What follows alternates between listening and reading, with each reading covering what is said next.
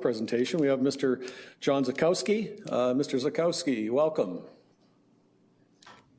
Where would you like me? Come on up, Mr. Zukowski. And as you know, the bar on the front table is the microphone. Either side is good.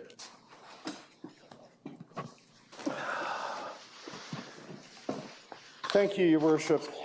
Ladies and gentlemen of Council and Administration, thank you for the opportunity to address you. I'm here as a representative of the Prince George Business Advocacy Group. We are the small businesses in Prince George. Generally, a majority of us are in the downtown core. The last 24 months has been challenging for small business, as it has been for everybody. The reason I'm here speaking to you is I want to reach the personal part of each one of you in your deliberations in regards to the budget. Small business isn't a limited company. It's a single individual. It's a mom and pop operation. It's 98% of business in British Columbia is driven by small business. Our small business community in Prince George over the last 5 years in the downtown core has been decimated. The pandemic didn't make things any easier. We have had staffing restrictions, supply chain issues, closures, reopenings. It's been a financial hardship beyond compare for a lot of the businesses I represent. A lot of them have had to go into personal savings, money put away for their retirements to be able to keep the business open, to cover rent, to cover utilities, to cover supplies. It's been very tough. Then, as you're all aware, the issues with the crime in the downtown core, broken windows, vandalism, graffiti, that's put another added financial load onto these folks. They can't afford much more. We've already lost a couple of businesses downtown because of the crime issues, let alone the pandemic restrictions. So I wouldn't normally be sitting here, but I'm sitting here today because I'm asking each one of you to think of family, friends, people that you know that are in small business, are members of our community. And bear in mind, the small business owners may be paying property taxes for the property they're on. They're paying it by extension through their CAM, their extra rent. Or if they're building owners and homeowners, they're paying double rent. So with that, I need to ask you to keep them and keep seniors and people on fixed incomes in mind when you're looking at the budget and trying to decide which way to move forward. You managed to do it last year with a 0% increase, and we thank you for that. I guess I'm going out on a limb here and asking you to dig a little deeper and try and see if you can do that one more time. Because giving our small business an opportunity to get back on their legs would do economically more for Prince George than anything else. What I'm asking you to look at is what are our needs right now? This is just a short-term thing. I've got my fingers crossed. I'm praying that we will come out of this, which we will, but I'm asking you to really look and ask, is this something that we need or is this something that we want? A want, like many things, we can defer or put a moratorium on or do something different, but it's what we need to keep the community going.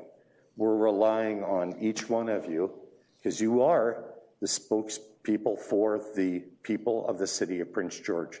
So I'm asking you to dig deep, look, and really consider before you say yes to anything, do we need it or do we want it?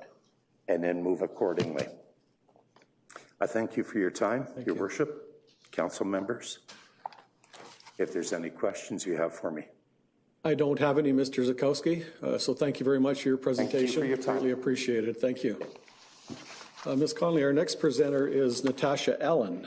Is Ms. Allen in the, there she is. Good evening, or good afternoon, I guess. Next presenter is Todd Corrigal, Prince George Chamber of Commerce. Mr. Corrigal.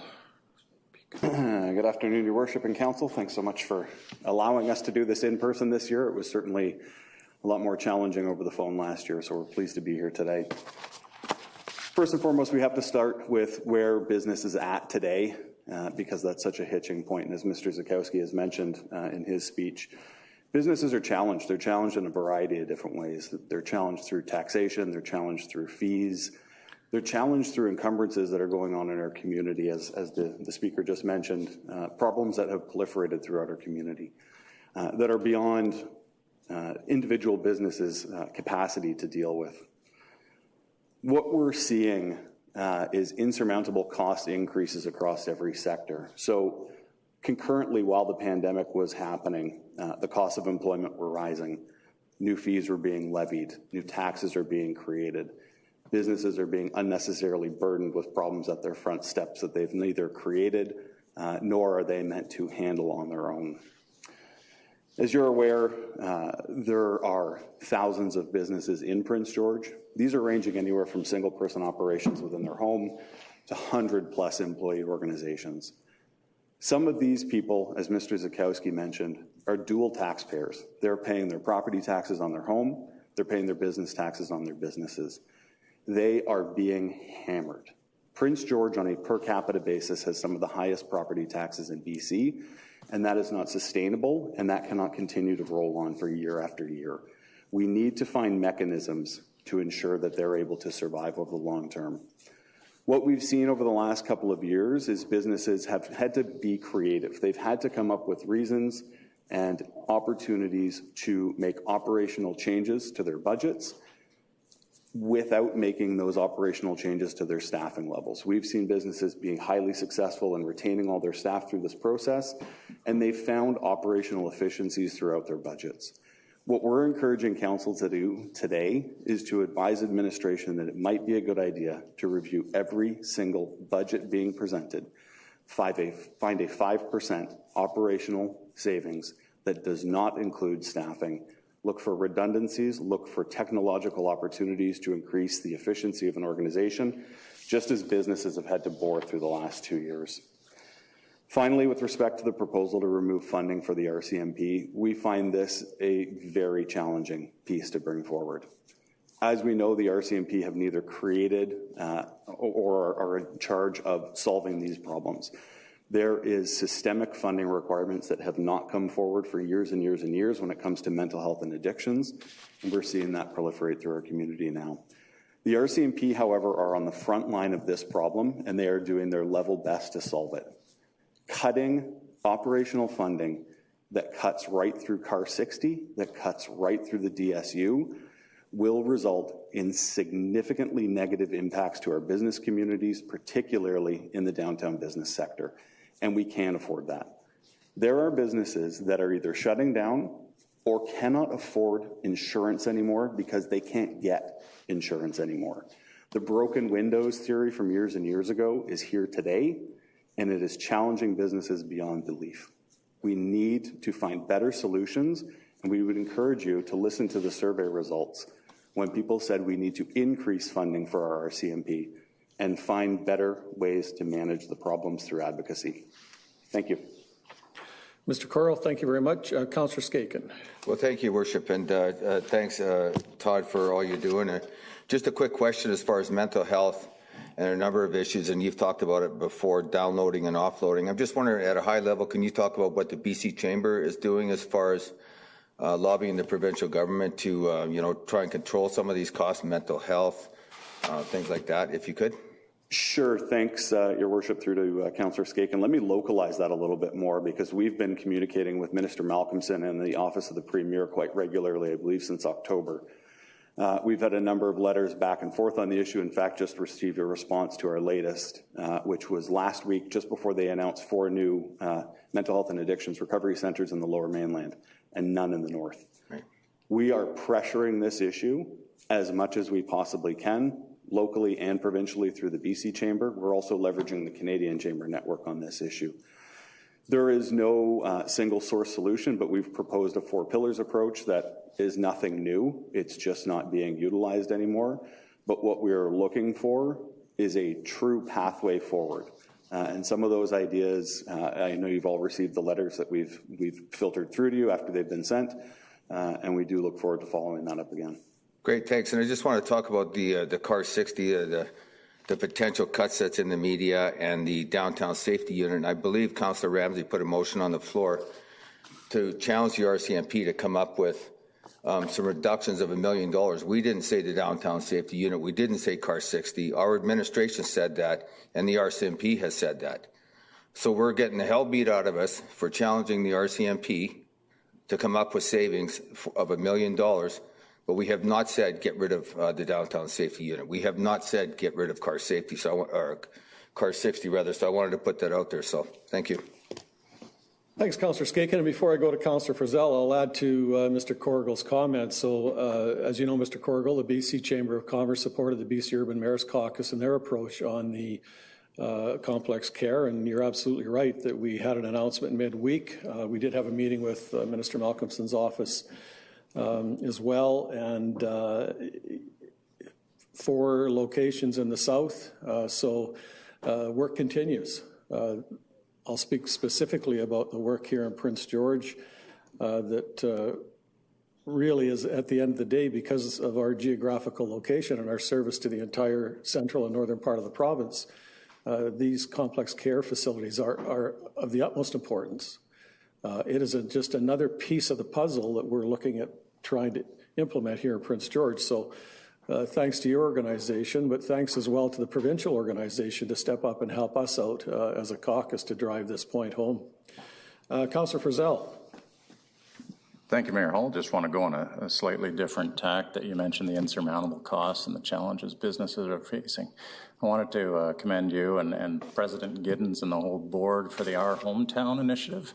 I think the focus on supporting local business has been effective and it's got good pickup, but that's exactly what the Chamber should be doing. And when I was president, of course, we never faced an issue as big and as impactful as the pandemic, but the work that you're doing to help support small businesses in our community is essential. And I hope you'll be back when we get to the point of divvying up the costs, because we've had a really strong history of making sure that business, particularly small business, doesn't get hammered when it comes to that part of the budget process. So I hope you'll be here to take part in that as well, Mr. Corrigal. Thank you.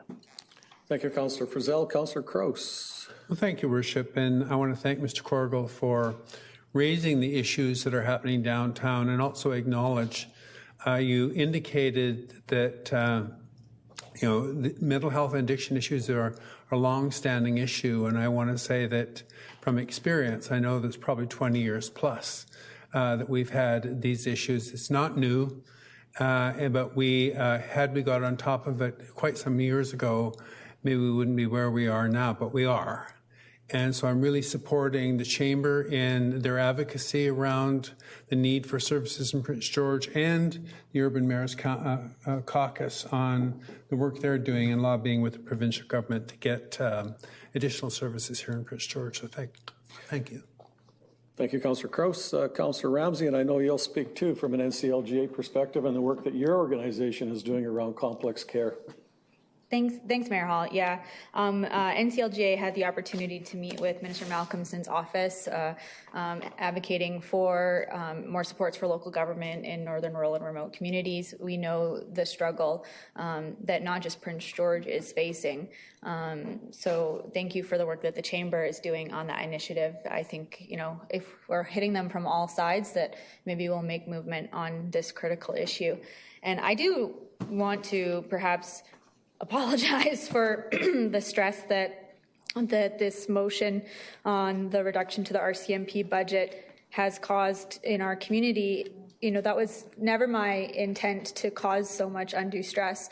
It was really, when we looked at the citizen budget result, it had said no more than a 5% increase to the police services. And the amount that we're being asked to pay this year that amounts to $2.4 million just to cover the new contract and the retro pay is 10%, a 10% increase. So when we had looked at it at Finance and Audit, I had said, okay, let's put this on the floor and see what the public has to say about it, because this isn't what the results in citizen budget have indicated. So, you know, it really was intended to get more information and open up the discussion. And I don't know about anyone else, but I am uncomfortable just rubber stamping a $30 million bill from the RCMP. So I really look forward to delving into this conversation more. I think it's worth exploring and seeing where it goes with my council colleagues. But we hear you. We really do. We understand. And everything that I'm doing here today is really to support citizens and businesses. So thanks. Thank you, Councillor Ramsey. Mr. Corrigal, anything else? No, I'm good. Thank you. Okay, thanks very much. Thank you. Our final speaker that's